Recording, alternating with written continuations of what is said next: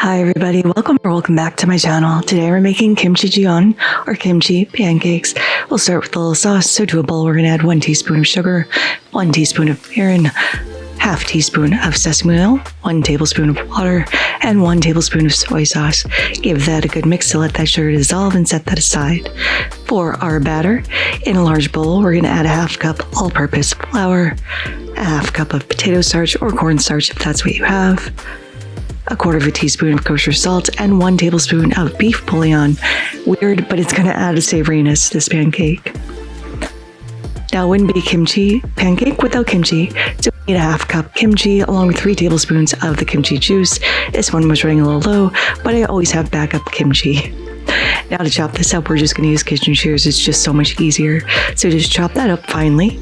Next, we're going to thinly slice up a 1/4 of 1 small onion, just into thin slices. We're going to chop up 1 scallion, both the whites and the greens. And add a little heat and spiciness, we are going to finally dice up 2 chilies. I'm using bird eye, use whatever chilies you have on hand. We can add that to our flour and starch, along with our kimchi and kimchi juice, and add even more heat, 1 teaspoon of gochujang.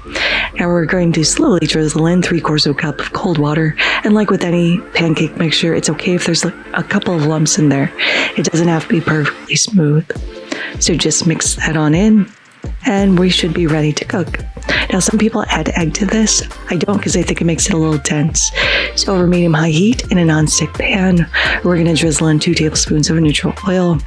Just coat the whole bottom, and once that starts to shimmer, we can pour in our kimchi batter. Now we want to layer this out as evenly as possible because we want to get nice and crispy all around the surface. So just evening that out, and we're going to let that cook for about 3 to 5 minutes until you start hearing it sizzle. Then we're going to go in with a big spatula, give that a little flip, and drizzle 1 more tablespoon of neutral oil around the edge, giving the pan a little shake to make sure that oil slides underneath our pancake. We're going to let that crisp up for another 3 to 5 minutes, depending on how your stove works. Give 1 more flip just for 30 seconds, and we're ready to plate. Now we're going to plate this on our favorite serving platter, and to garnish, we're simply going to sprinkle on some toasted sesame seeds. To serve, I like to cut this up like a little pizza. I could not find my pizza cutter, but I did find my punch scraper, so that is what I'm using for this. Now for the best part, let's go ahead and give this a taste.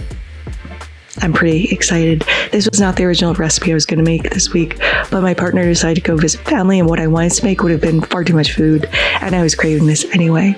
You get the sourness and the savoriness of that kimchi. You get the sweetness from the onion, that little bite from the scallion, the heat from the chili pepper. The sauce is good, but I could eat this whole thing without the sauce. The outside is so crispy, and the inside is delightful and chewy, and this is so comforting and absolutely delicious. But there it is, Kimchi Jeon or kimchi pancakes. I hope you all try to make this in your home. Thank you so much for spending some time with me today. I really do appreciate every single one of you. If you like this video, give it a like. If you loved it, please consider subscribing and hitting that notification bell if you haven't already, because I put out new videos every Thursday. Thank you so much again, and until next time, happy cooking.